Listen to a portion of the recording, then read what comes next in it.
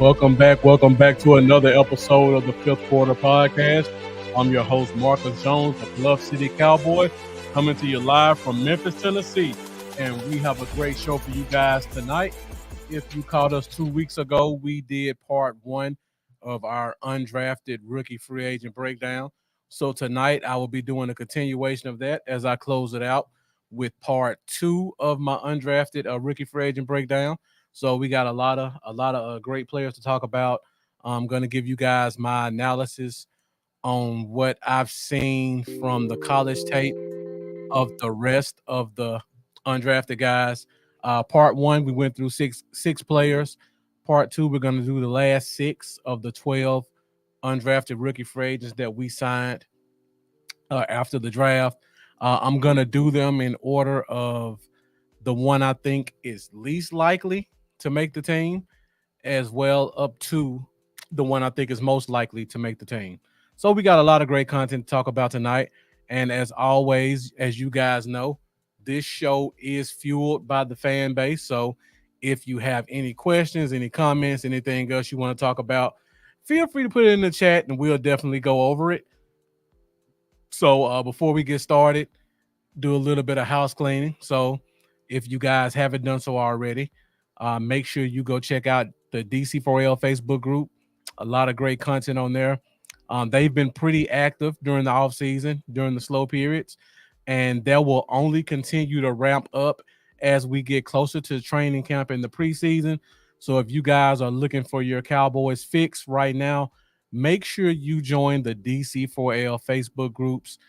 We have the private group on Facebook. We also have the Patreon group. So if you want to have some opportunities to win some great prizes, win some tickets, win some memorabilia, be sure to contact Amanda Foster and find out how to join that Patreon. Also, if you haven't done so already, make sure you guys go to our YouTube channel. It's DC4L on YouTube. Hit that subscribe button. Also hit that bell so that you can be updated for any future episodes. And while you're on YouTube, be sure to also go find me at Bluff City Cowboys. Hit that subscribe button and also hit that bell as well. As we get closer and closer to training camp and preseason games, we will have more and more content coming out. We're going to be doing a lot more giveaways this offseason. We have a couple of sponsors who have come on board, so there are going to be some surprises that we'll be giving out.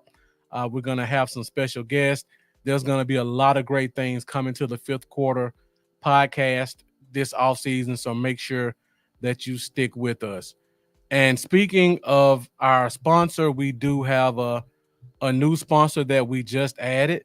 So for you guys who are going to be looking for your Cowboys tickets pretty soon, we are one of the official sponsors of SeatGeek. So if you go and use code DC4L, you will receive $20 off your first purchase. I know it's not a lot, but it can buy a couple of beverages of choice, maybe a hot dog or two for you and your family the next time you decide to go to a Cowboys game.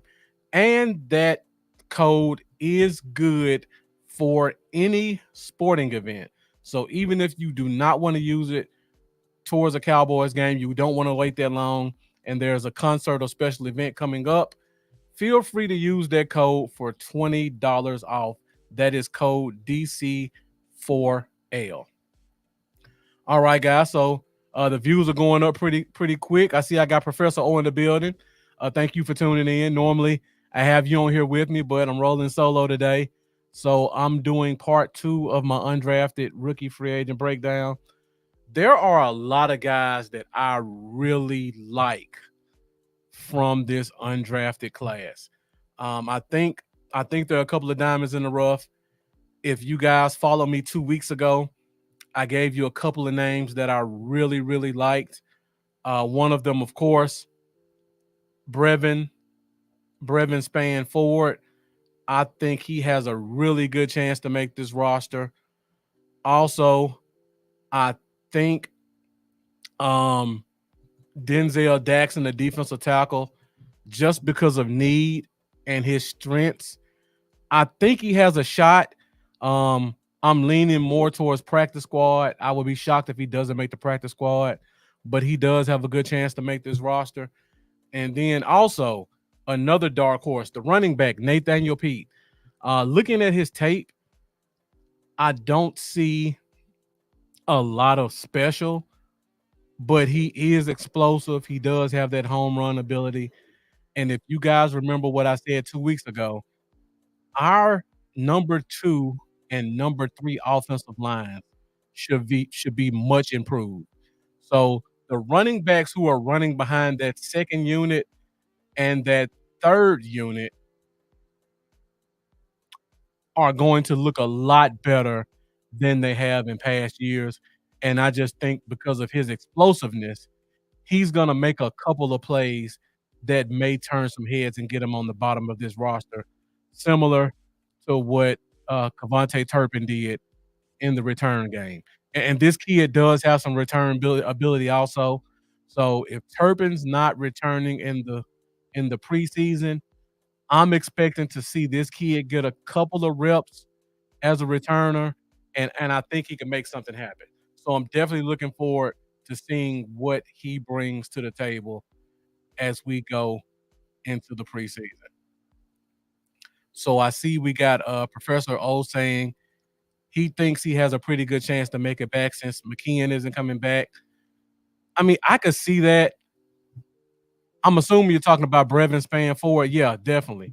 I think under this new regime with our OC, they're going to emphasize a little bit more on that blocking scheme, and I feel like just his blocking ability is going to give him a great chance over a guy like a Hendershot or a Stevens to get that fourth tight end position. On top of that, and I'll probably be doing a breakdown on this next week, the kickoff rules have changed. The kickoff return rules have changed. So now there's a lot less space between the kicking team and the return team. So because of that, I feel like that's going to allow return teams to put some bigger players on that return front line. And I feel like a guy like this, who he's not fast, but he runs a 4.7, but he's 270 pounds and he blocks like a offensive tackle. I think putting him on that kickoff return unit may be his way to possibly get on this roster and possibly be one of our special team stars. So I'm definitely looking forward to that in terms of a special teams asset. Yeah, so he's definitely going to get a lot of reps. Great point, Professor O, because you got Schoonmaker and Hendershot both dealing with injuries, so he's going to have a lot of opportunities in the preseason. He didn't make a lot of catches in college, but that Minnesota offense just was not a passing offense. Looking at the few times he did go on routes, he looked like a average to above average tight end. So I think he's going to have a lot more opportunities.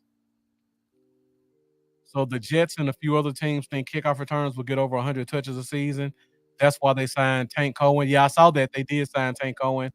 Um, I'm definitely expecting us to have a lot more returns, and I don't think it's going to be all on Turpin because you want to put two people back there. I could see a scenario where if um if Vaughn doesn't make our roster as the last running back and they start experimenting a little bit more at that slot receiver position that they've been talking about in minicamp and OTAs, I could see a guy like like Pete possibly being that fourth running back slash special teams guy. All right, so let's get into it. Professor O says Span 4 turns 25 this season. That's kind of old for a tight end, but I think he's going to be such a specialized position that I don't think the age will really matter because I don't expect him to be a true offensive weapon unless he's coming in to block. So I think the age will not hinder him because I don't think they would consider him kind of a player they can mold for the future in terms of a skill guy. We got Kevin Nichols joining us. Kevin Nichols, thank you for tuning in. He says Tiny Deuce will get some plays on that. I'm assuming you're talking about kickoff return. I definitely expect to see him get some snaps back there. I also expect to see Pete back there, and we may have a couple of other guys on this roster who may get some kickoff and kickoff return snaps as well. Um, the one reason I really like Pete is I do not want to see um, any of our wide receivers in kickoff return outside of Turpin. I don't like any of our receivers, especially Tolbert, as a kickoff returner. So we need to find a second guy who can go back there. And on top of that, Turpin's a little light. And if there's a lot more returns, there's a lot more chances for injuries. So you definitely want to go out and find what can be considered a reliable kickoff returner if heaven forbid Turpin misses extended time and the kickoff return rules have made it favorable for returners, and we don't have a guy to return. So I'm really looking forward to seeing what Pete can do in their return game. All right, and I see we got the lunatic in the building. Thank you. Please share, guys. I don't get a chance to really share before the show starts. So if you could, please share this. Share it to your personal page if you like. Share it to your favorite Facebook group. There are a lot of fans who want to know more about these undrafted rookie free agents because the history of this team suggests there are going to be 2 or 3 guys who make this roster. And of those guys, one of them is probably going to be a starter or a major contributor within the next 2 years. Great question, the lunatic. Who do you hope has a bigger impact in 2024, Tolbert or Sam Williams? For me personally, I would hope it's Sam Williams, and that's for 2 reasons. Number one, we're a little bit depleted at the edge position, particularly on that right side. I mean, we got Micah Parsons, but I'm expecting Micah Parsons to be doing a lot more A gap blitzing, and he's going to be doing a lot of shifting between edge and linebacker. So we need a reliable person to come in behind him, or if it's an obvious passing down and we want to do a NASCAR package, we're going to need Sam Williams. We're going to need his expertise a little bit more. Second reason, I talked about this a couple of weeks ago with the Zimmer signing. Sam Williams and Everson Griffin. If you look at height, weight, speed, look at college history, they're very similar to each other. So I'm hoping Sam Williams can get unlocked a little bit by Mike Zimmer so we can tap into more of that talent that he showed in college. And then the third reason on the offensive side, when you look at Tolbert, or when you look at an offense in general, especially on this team, you're really only going to go 3 deep in terms of your receivers. So right now we have CeeDee Lamb, who led the league in receptions. I'm expecting him to either be at the top again or somewhere in the top 3. So that's a lot of targets that are going to be gone. Um, I'm expecting Brandon Cooks to come in and be far more productive than he was last year. So that's a lot more targets that are gone. Michael Gallup's gone, but I mean, he only had 25, 30 catches. So there's not a lot you can really do. I think Brandon Cooks is going to take up those 20, 20 of those 30 catches that Michael Gallup got. And then your third receiver is going to be your tight end, Jake Ferguson. So between those 3 guys, I'm expecting the lion's share of the passing game to be taken care of. And then you got Zeke coming back, who's going to probably give you 25, 30 catches also. So there's not a lot of meat on the bone when it comes to those other receivers. So even if Tolbert is the third receiver, he's going to essentially be the fourth, maybe fifth option in the passing game. So I'm not expecting a lot of impact from your fourth receiving option. So for those reasons, I'm I'm um I'm hoping it's Sam Williams because he's gonna have a lot more opportunities on this defense. But great question, to Lunatic. And if you guys have any other questions like that, feel free to throw them in the comments. I love to kind of talk about it with the fan base and see how you guys feel. Richard Meeker saying our last year's draft pick is being talked about in mini camp. Um, you're talking about Brooks, the wide receiver, Jalen Brooks, yeah, coming out of South Carolina. He did some good things. Wasn't really productive, but he produced in spurts, and now it looks like he's trying to build on that first year. Second year is really when receivers kind of take a step forward, and then the third year is when they really take that next step. So if Tolbert is gonna have an impact, it's gonna be this year. But I just think he's gonna be pushed further and further back down the totem pole.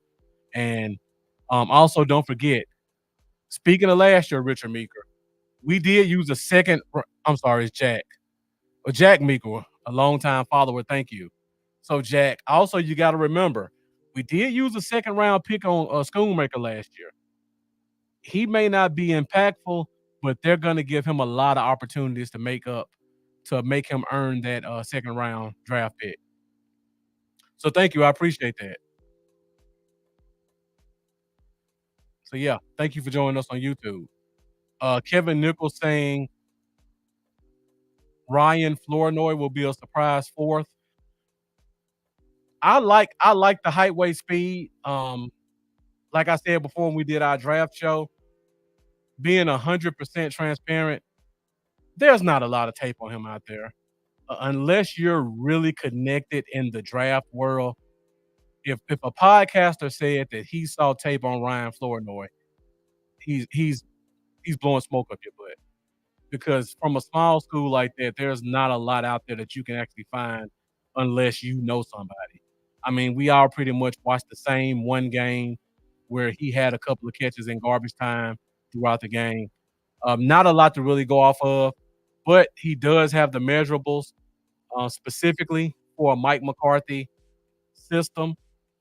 So he definitely has an opportunity if he can learn the playbook and take advantage of the reps he's getting while CD Lamb is currently in his holdout. Kevin Nichols saying, I'm assuming you mean Schoonmaker. I can't disagree with you, but again, I'm not giving my perspective. I'm giving the team perspective. They used the second round pick on the guy. They're going to give him every opportunity possible, especially in his second season. Now, we can all disagree with that, and I definitely do. But he's going to get the opportunities whether we like it or not. Okay, guys, so let's go ahead and get into the undrafted rookie free agents. Like I said before, I'm going to go through these six guys, and I'm going to go through the one I think is least likely to make the team, and then I'm going to go all the way to the one I think is most likely to make the team. So if you haven't done so already, hit that like button, and if you feel the need, please share this because I'm sure there are a lot of people who don't know anything about our undrafted free agents, and I think they will get a lot from seeing the information that I put together. So let's go ahead and get into it, and we'll start off with the first guy. I always have to take one, and we just talked about Schoonmaker. So first player is Alec Holler, and that is the tight end from Central Florida. Now, when I look at him play, the size immediately stands out. This is a small tight end. He looks like a big receiver, in my opinion. When you watch him play, he is mostly a stand-up tight end guy, kind of split end flanker, standing behind the tackle. He's a motion blocker. I rarely see him block in line. So normally the ball gets snapped and he kind of pulls and blocks the edge, or he'll come in and try to fill the gap like a fullback almost against a linebacker. He's almost always going in motion. Um, he's a willing blocker for his size, but like I said, he looks like he weighs about 235. He's not really good at blocking, in my opinion, just because he's outmanned in terms of size in most situations, and he has in my opinion, a smallish frame for a tight end.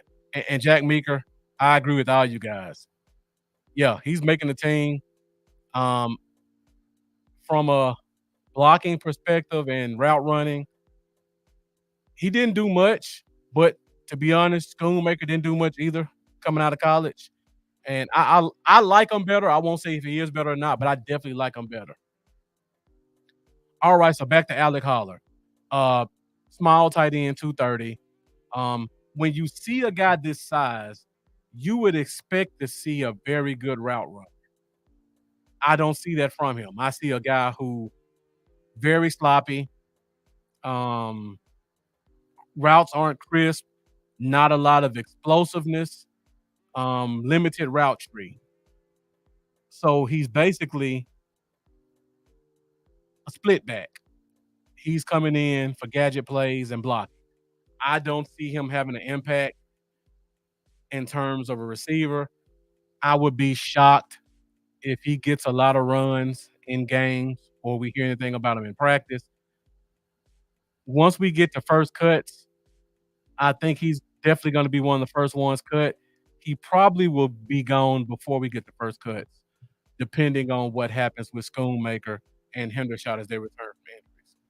So he's going to get some opportunities because two guys are missing. Three, if you count Stevens. I don't know where his progression is in his recovery. So we could be three guys down. He'll get some opportunities. I still highly doubt he makes this roster. And the lunatic says, I want to hear about that Ole Miss running back, undrafted free agent. I'm assuming, and let me know, the lunatic, are you talking about Snoop Connor? Is that the running back you're talking about? Because if it is, I know a lot about Snoop Connor. I went to Ole Miss, so I follow Ole Miss very closely. I really like Snoop Connor as a running back. He is a downhill runner. He's a very physical runner. He's not going to give you a lot of wiggle.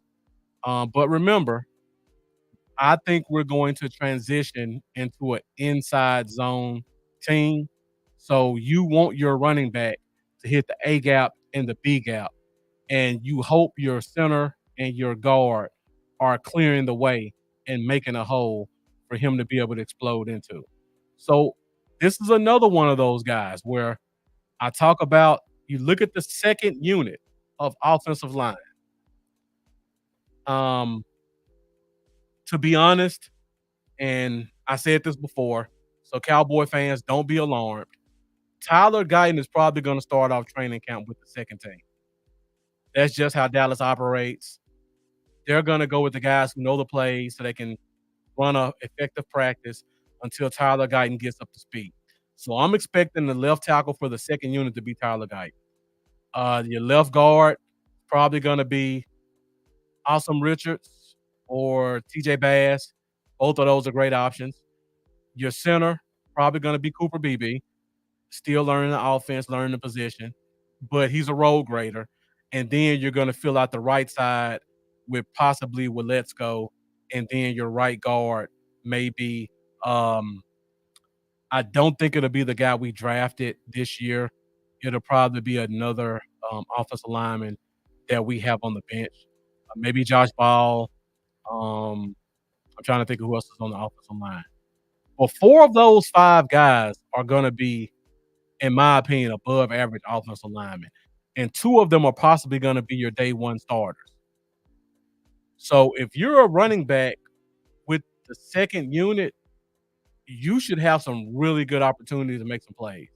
And I feel like a guy like Snoop Connor is going to come in and take advantage of that. Not like Pete will with the home runs, but he'll come in with the smash mouth, um, running behind the shoulder pass mentality, and he's going to hit some gaps and he's going to make some big, big plays.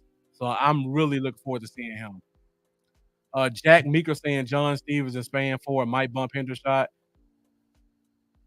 I can see that as a possibility. Um, I think it will be slim, but I I could definitely see it as a possibility. I think span four is going to be the four tight end.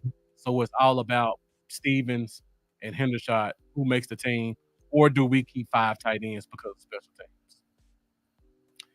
Um, Jeff Davis asked the questions: why not sign the quarterback and other players? Good question, Jeff Davis. And I'll say this: when it comes to Dak, I would say the team's just kind of dropping the ball right now. There's no two ways about it. I think if a deal that was market value was offered, I think Dak would take it. I know the fan base would hate to hear that, but Dak is worth a market value deal. I'm sure the team is probably playing hardball with him to try to trim a couple of $1 million off here and there because this may be Dak's last contract, not only with the Cowboys but as an NFL player, depending on how long it is. So I understand how you feel about that one. Micah Parsons, that one is just a part of the NFL landscape. He's eligible for a contract, but they're not going to sign him to a contract because right now you have two big contracts that are due. Micah Parsons is in his third year. So you still have his fourth year, you still have his fifth year, you still have his franchise tag. So technically the team still has 3 more years of control over Micah Parsons.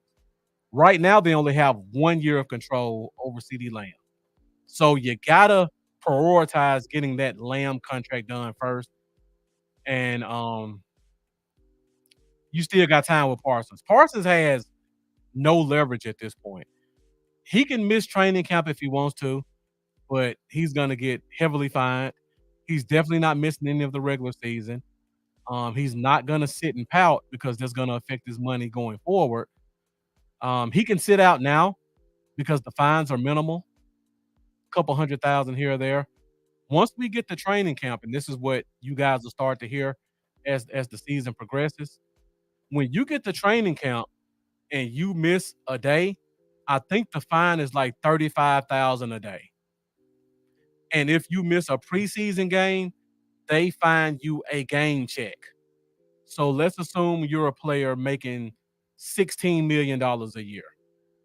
You're gonna get fined $1 million per week for missing training camp and preseason. So very few players, if any, are gonna take a chance of missing out on $1 million.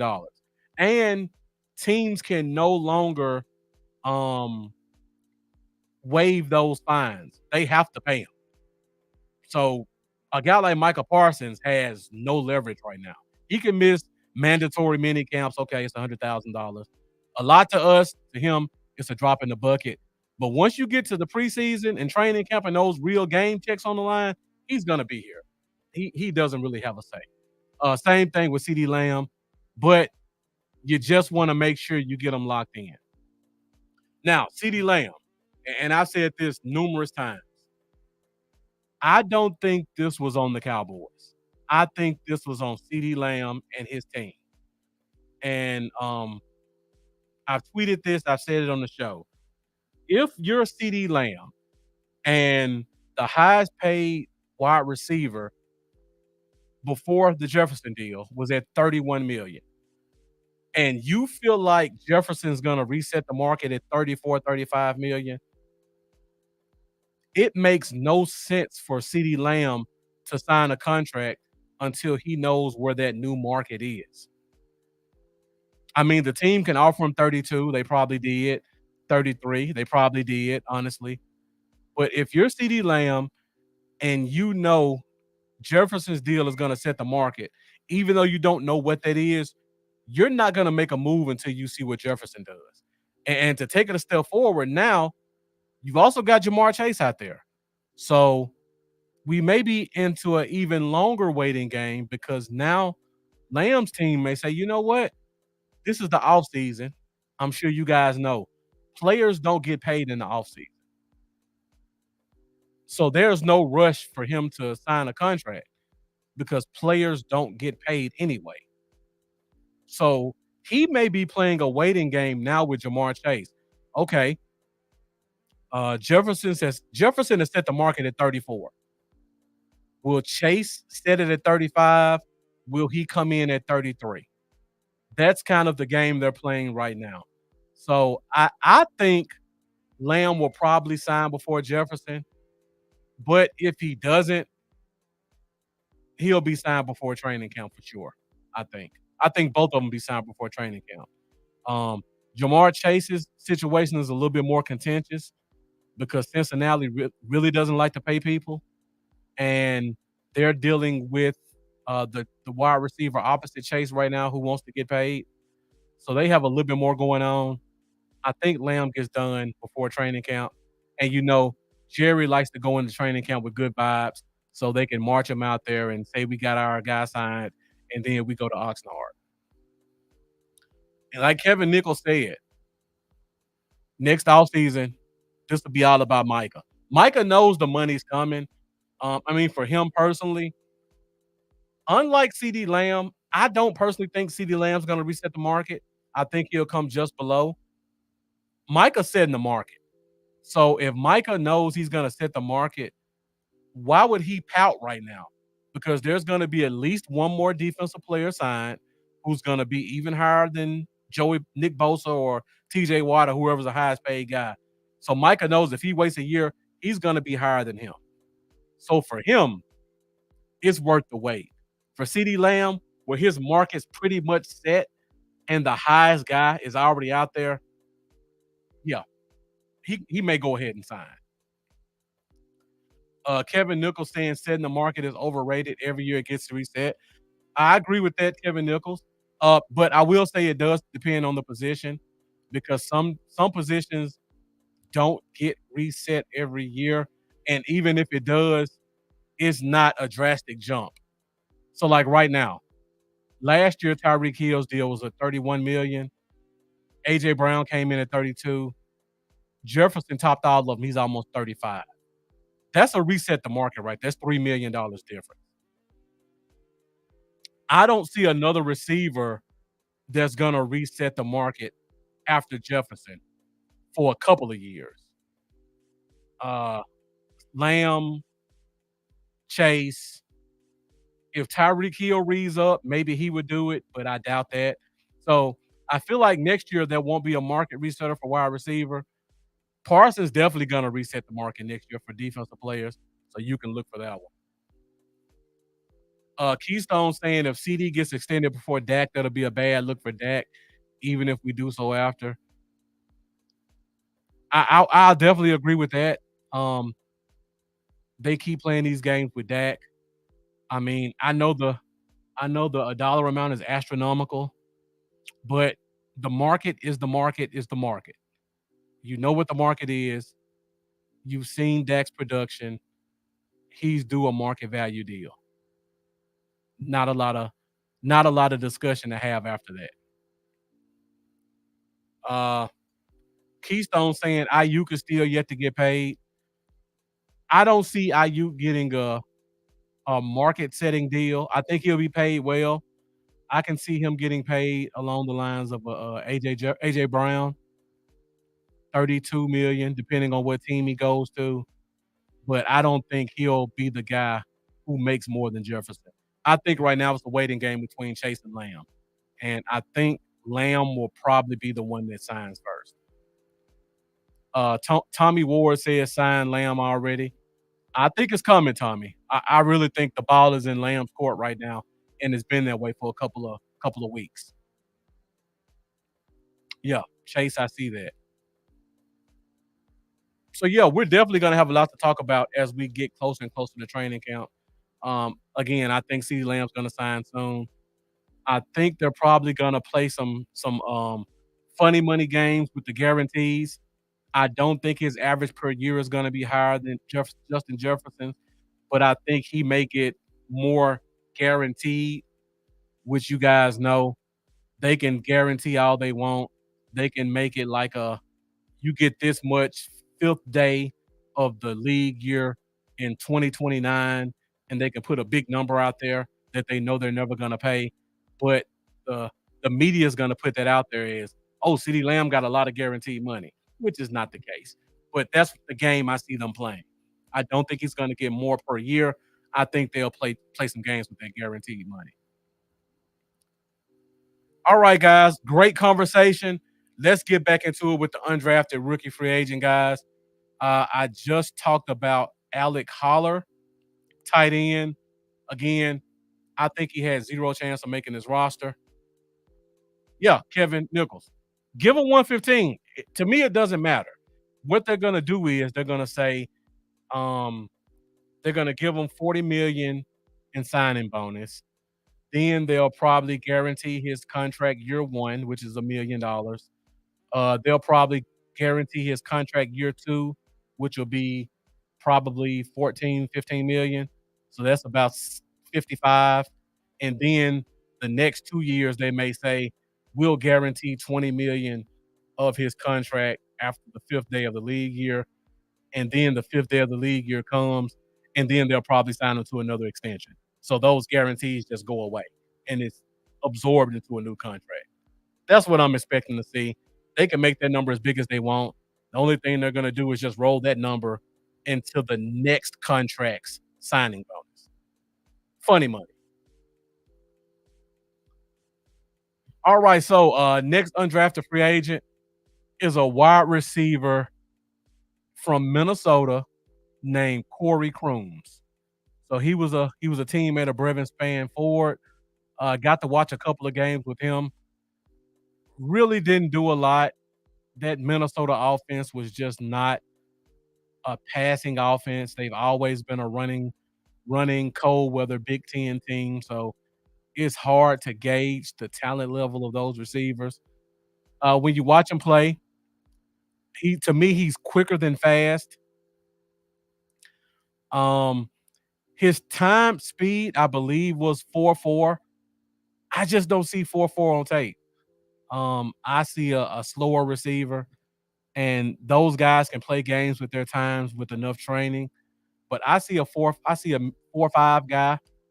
Um, Minnesota, like I said, they don't pass the ball much, so it's hard to get a good feel for his traits as a receiver. Also, he ran a very limited route tree, so you can't really see his route running skills. They ran a lot of deep post routes. They ran a lot of fade routes, and then they ran a lot of crossers. So it's hard to really get a feel for what his route tree looks like and how elusive he can be because a lot of his routes were really straight line routes. One thing I do like about him, he is very good with catching away from his body. So he's not a body catcher. He has no problem extending and making a play on the ball. And he's not afraid to make catches when he knows they're going to be contested or if he knows contact is coming. So those things I really do like about him. The problem I have is I don't see the separation that I think this new scheme requires from their receivers. I don't even see him making the practice squad, honestly. Um, Looking at the team right now, one, two, three, four, five. I think Tolbert, Brooks, and Flournoy are going to be in a three-way battle for that last receiver spot. They could keep all three of them. If they do, even with that, I still think there's another guy who has a better chance at a roster spot, and that would be a guy I talked about last week in Cam Johnson. I just like his route running. He's a smart player. Um, I think he has a good chance. Runs great slant routes. But this kid, Corey Crooms, if he shows his speed in training camp, he could possibly be a practice squad guy. Outside of that, he has no chance, in my opinion, to make this roster. So the next guy we're going to talk about a pair of safeties. So the first safety is Josh DeBerry from Texas A&M. Now, I have cornerback slash safety because on the Cowboys roster, they have him listed as a safety. But in college, he played primarily as a boundary corner. Now, I think because of that, he may have a decent chance of making the team as as an outside chance as a cornerback. When I look at him play, he does have good feet to mirror receivers. He has really good ball skills. I think we're gonna transition more into a cover two scheme. So a guy with good feet and good ball skills are always gonna be an asset when it comes to a cover two because you're gonna kind of be playing on the hip and behind the receivers a little bit more. So you want to be able to get a hand on the ball and give that safety a chance to get some plays off of those tips. Like I said before, he played mostly corner in college. I didn't see him play at all at safety. So I'm assuming that Dallas is purely projecting based off of these next three statistics I'm going to give you.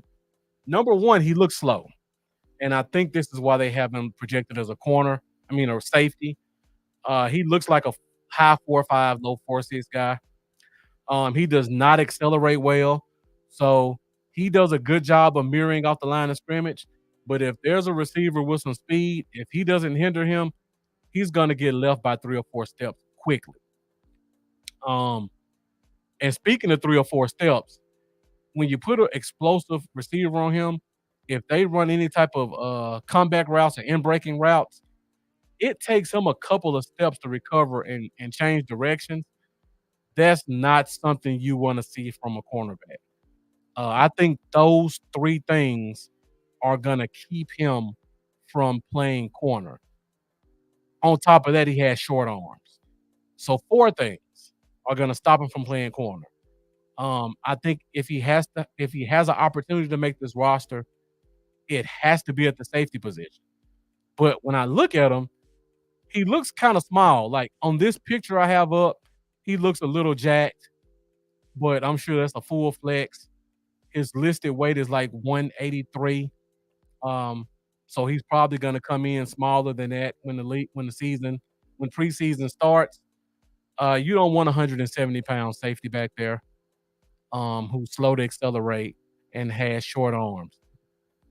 I don't think he has a chance to make this team.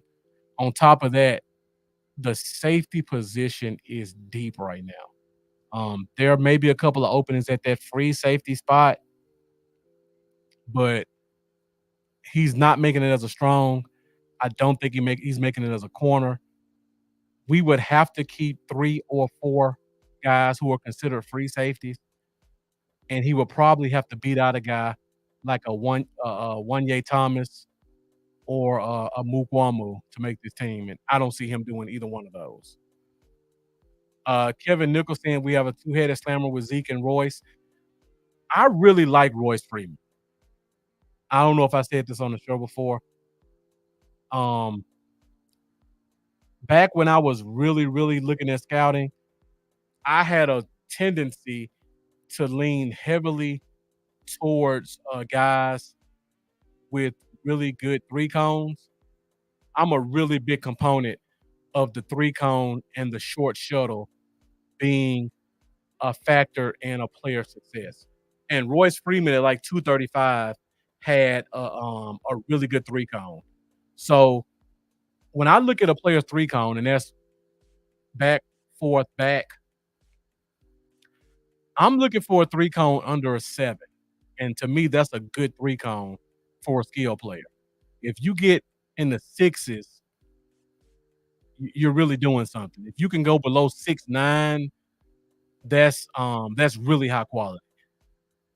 Royce Freeman's three cone as a 230-pound running back was at like a 6'8".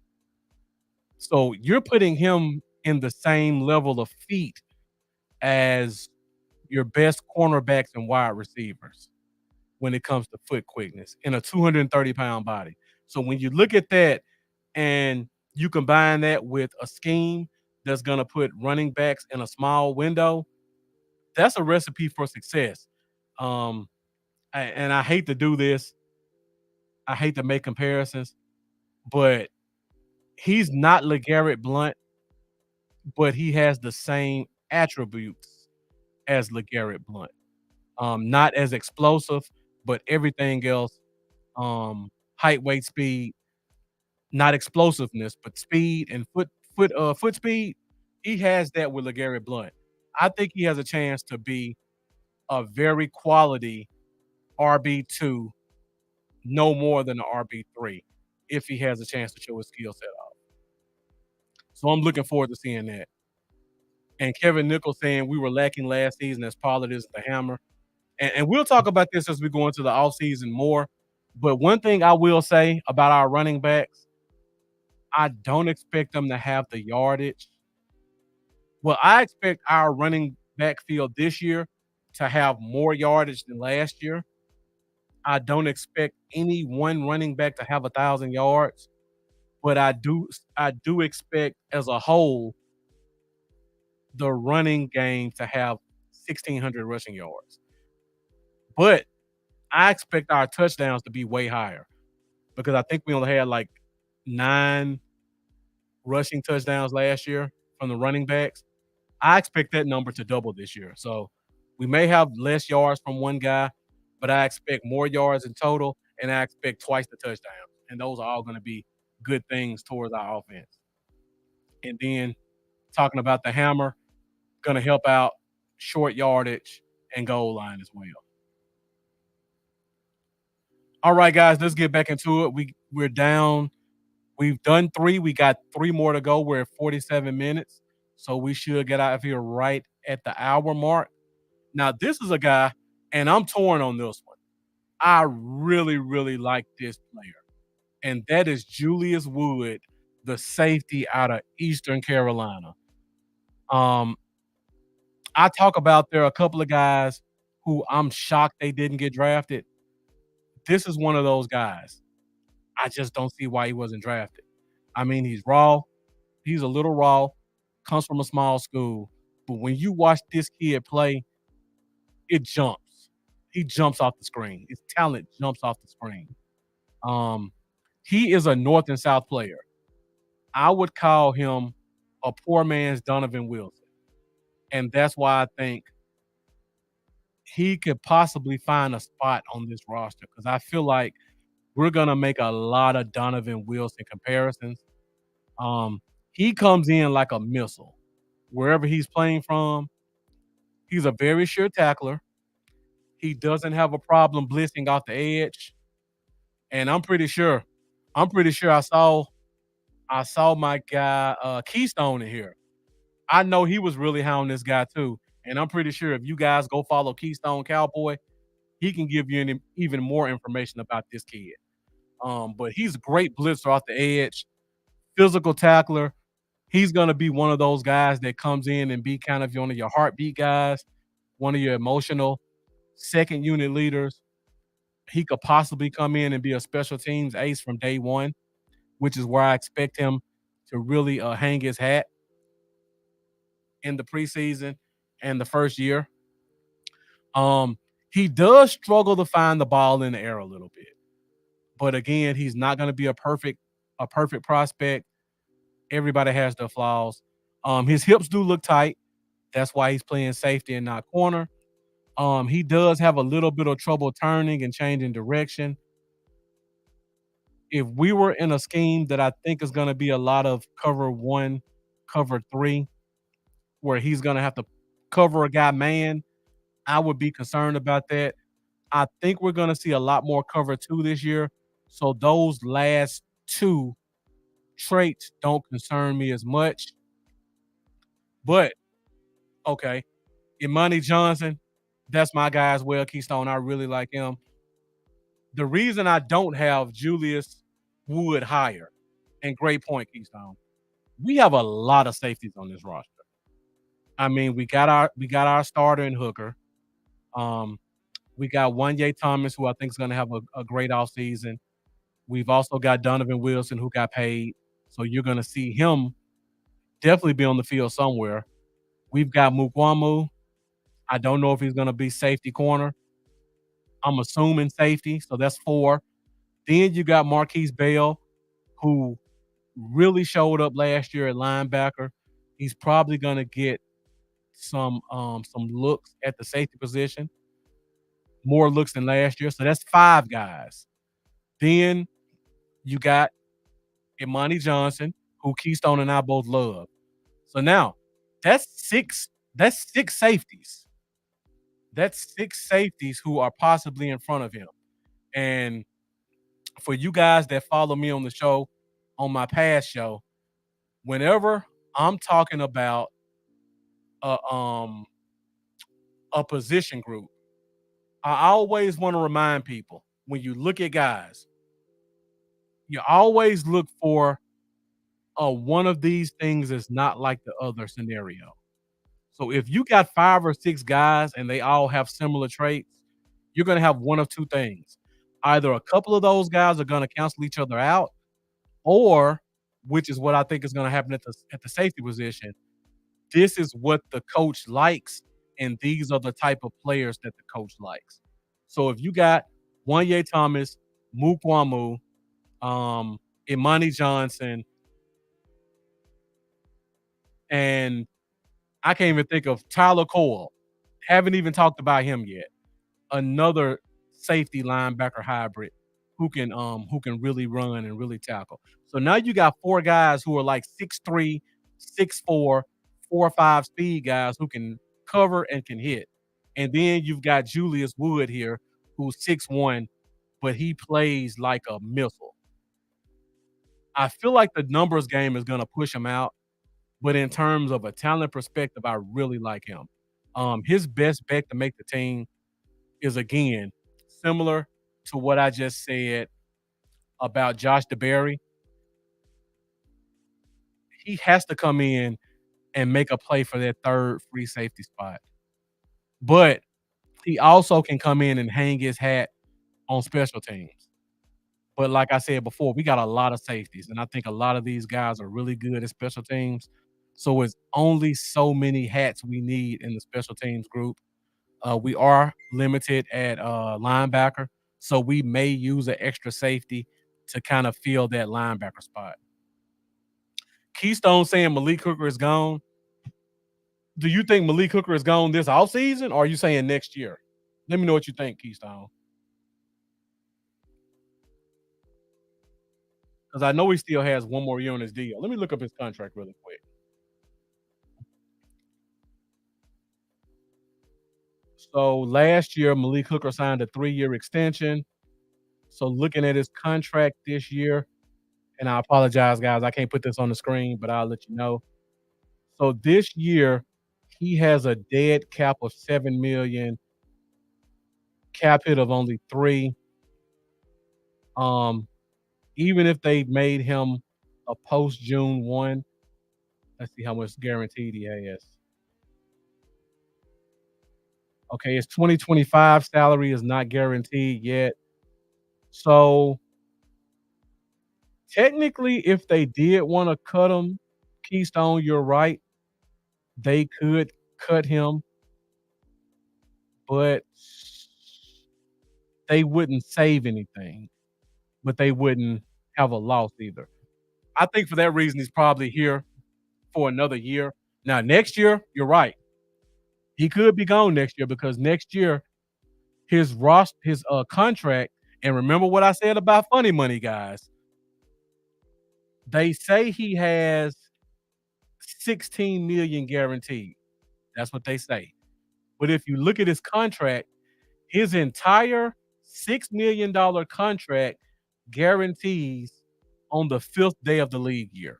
So 6 million of the 16 total million, they could wipe that out if they wanted to by cutting him the first day of March. That's what I mean by funny money. So if the team wanted to save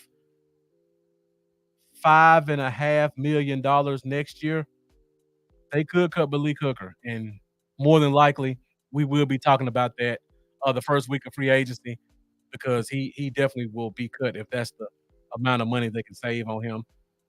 So yeah, gotta pay attention to that funny money, guys. These guarantees are not always guaranteed, but Malik Hooker will definitely be here for this year.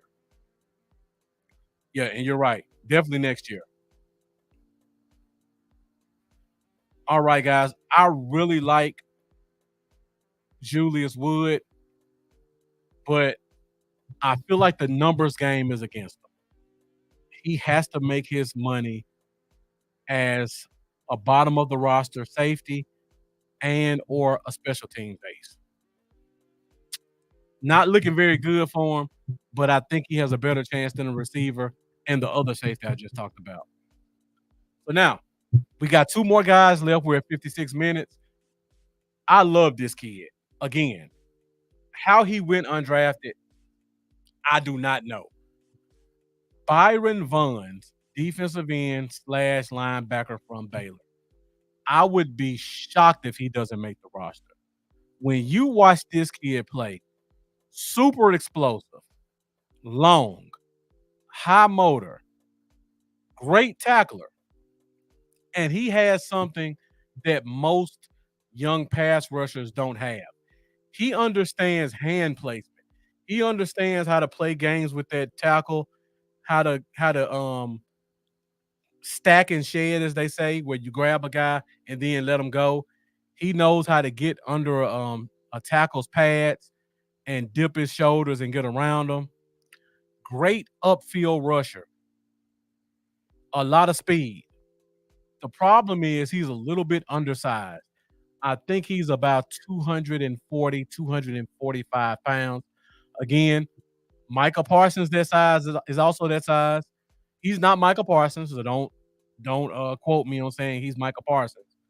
But he's an undersized guy with great pass rush ability.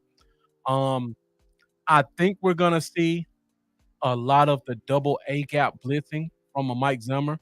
So when you look at how the Vikings used to play, they always had big linebackers.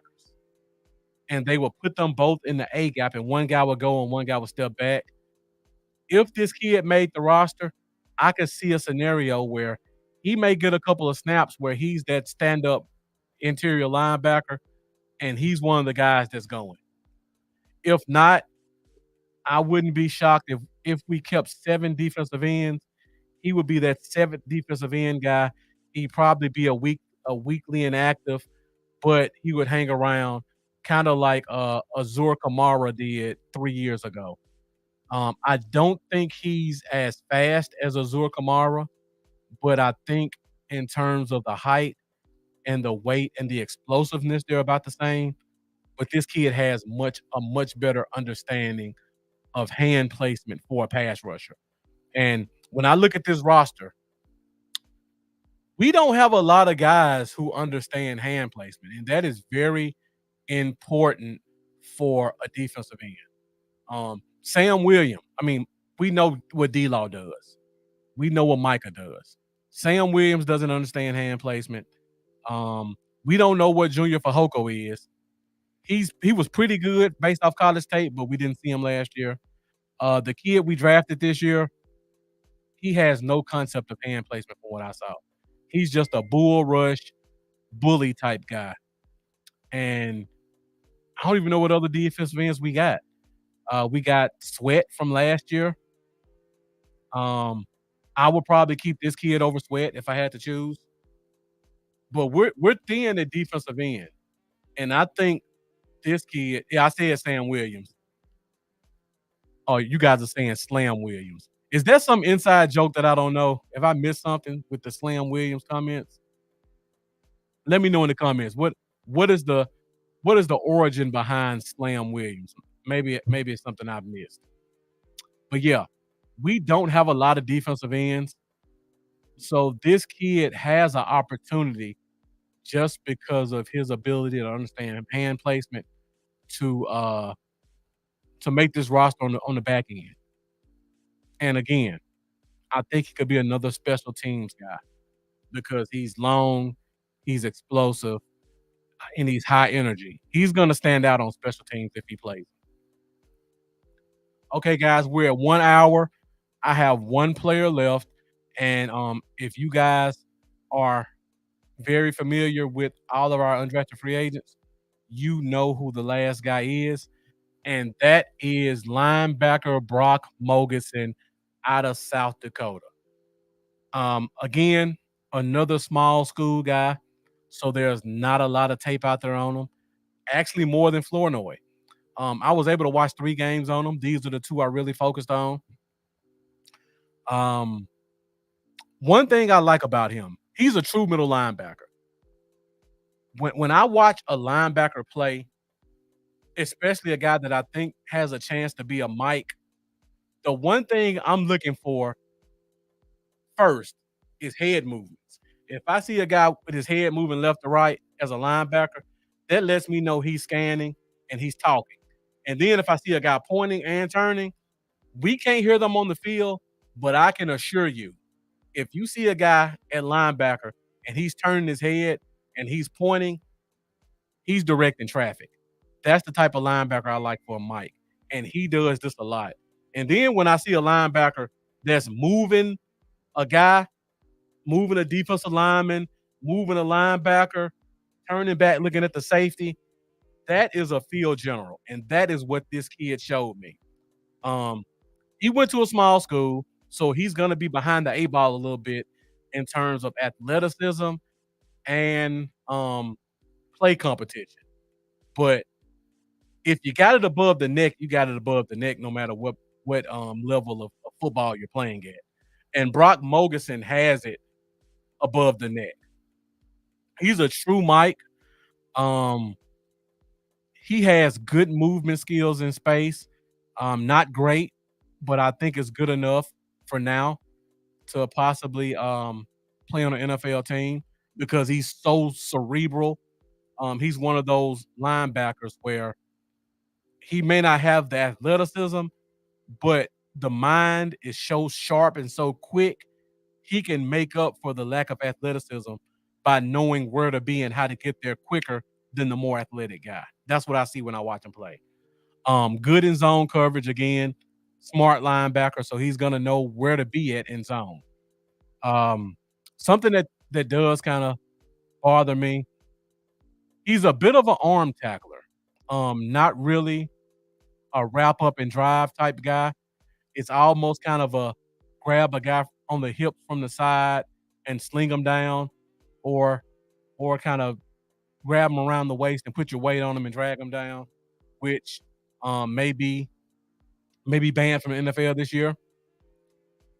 Again, quick mental processor. I love that about him. And I've been saying this. If you guys follow the show, you've heard me say this quite a bit. We do not have any pure Mike linebackers except for Kendricks. And that is extremely important for a defense.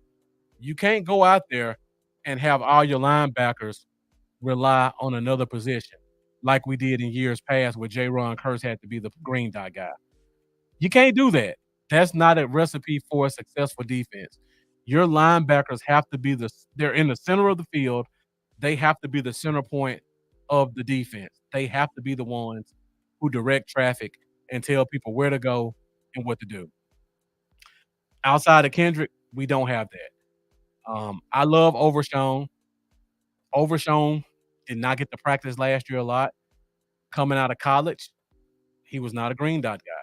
He was a pure wheel, athletic, run and hit linebacker.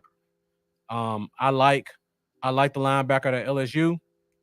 Again, he was not the Mike linebacker at LSU, Damone Clark. He was not. He was a run and hit guy. When you look at the team last year, Damone Clark was not calling plays. Marquise Bell was not calling plays. It was still J-Ron Curse. So those guys have been in the league for a while, and we still don't have a Mike. We got Kendricks now, which is great because we need him. He's familiar with Mike Zimmer. It's a match made in heaven. But what happens if, heaven forbid, Kendricks misses a game or two? Who calls the plays? Are you going to put Micah at Mike and miss out on all that pass rush opportunity? or are you going to have a linebacker in the wings who can at least come in and get guys lined up? I think the linebacker we drafted from Notre Dame, watching him play, I think he has a really good chance to be a decent serviceable Mike and Luafau. But again, we got to have another guy back there. You can't depend on Kendricks to be your sole play caller because that's a recipe for disaster. And you need guys who can get people lined up in the training camp and preseason as well because J-Ron Curse is gone. So we need some guys who are going to step up and be play callers. On top of that, we don't have a lot of linebackers on this roster. So there's going to be an extra open spot for a linebacker just by default. Because right now we have Kendrick, we have Luafau, we have Overshown, we have Clark, and we have Damian Wilson, who, in my opinion, is going to be 100% special teams player if he makes the roster. He's a result of the new kickoff rules because there were very few linebackers who are better at special teams than Damian Wilson. So of those 5 I just named, only one is a true play caller that we saw in college. If we keep 6, this Mogerson kid has a really good chance of being that guy, and I think he's gonna be as a play calling guy. I call him Maui because I can't spell his name. But yeah, I love Luafau. Um, I really like this kid just because, like I said, I have a strong desire for having true play calling Mike linebackers, and he's one of them. So that's pretty much all I got. I'll go through a quick recap again, going from least likely to most likely making this team. Uh, Alec Holler, I think he has 0 shot of making the roster. Probably won't even make the practice squad. Um, Corey Crooms, I I haven't seen enough from Minnesota to know what he is. He would have to do a lot to make this roster. I think he has a good chance of making the practice squad. Josh DeBerry, just one of those tweener guys, small, slow, short arms, no acceleration, but he has great ball skills. He could do enough in the offseason, in preseason and training camp to turn some heads, but I think the numbers game at the safety position is just going to bounce him out, and I don't think he has a shot of playing corner. Same for Julius Wood. I think special teams is going to be a way to hang his hat and make this roster, but I think the special team, the safety numbers are going to hinder him. So I think just from a special team standpoint, he has a strong chance of making this roster if he can fight through the numbers game. Byron Vaughns, really like this kid. We're shorthanded at defensive end. I think he has an understanding of the position to have a chance to get a roster spot. And then Brock Mogerson, cerebral, old school middle linebacker, sneaky athletic, not the best tackler, but he knows how to get guys in position, which is invaluable for a Mike linebacker. So I'm definitely looking forward to seeing all these guys in mandatory mini camps, training camp, and the preseason to see what they can do. Gun to my head right now, if I had to choose 3 to 4 undrafted guys to make this roster, I would go Pete. I would go Span Ford. I would go Monty Johnson. And then I would probably go. I really like Brock. If I had to say 5, I would say Brock and Vaughns. But if I could only choose 4, I would probably go Vaughns only because there's no competition at that position. So I'm looking forward to especially paying attention to those 4 to 5 guys and seeing what they can do once they get a chance to compete in pads, training camp, and the preseason games. So that's pretty much all I got for you guys. Great show. Thank you guys, particularly Kevin Nichols, Keystone, uh, the Lunatic, Tommy Ward. Thank you guys all for your comments. Jeff Davis, Jack Meeker. Thank you guys for leaving great questions and comments. Next time we do a show, I see the views are pretty high. So before we go, let me say this. I see there are only 19 likes, but we got over 100 people watching. If you could, before you get out of here, hit that like button. Let's get those likes to match those views because your engagement will help us to grow the fifth quarter podcast nation even more. So next week, I don't have anything planned right now because we're at the dead part of the year where there's not a lot of meaningful football until July. So we'll probably do some trivia next week. We haven't had our DC4L founder Amanda Foster on the show in a while, so I may bring her back. And for you guys who watch the show, you know when you see Amanda, there's going to be some prizes given away. So be sure to get those likes up. We'll probably do a couple of giveaways next week. Probably do a little bit of trivia. If anything of significance comes out of coaches interviews or mandatory mini camp, we'll talk about that as well. And then we'll just try to find some interesting topics to talk about as we go into Oxnard for training camp in July. So be sure to stick with us. Keep watching, keep tuning in to the Fifth Quarter podcast. And you can catch us every Wednesday night at 8:30 Central Standard Time on Facebook and YouTube. If you haven't done so already, make sure you join the DC4L group. Also, make sure you subscribe to our YouTube channels. That's pretty much all I have for tonight. Thank you guys for watching. Definitely appreciate all your support. And as always, let's go Cowboys. I will see you guys next week.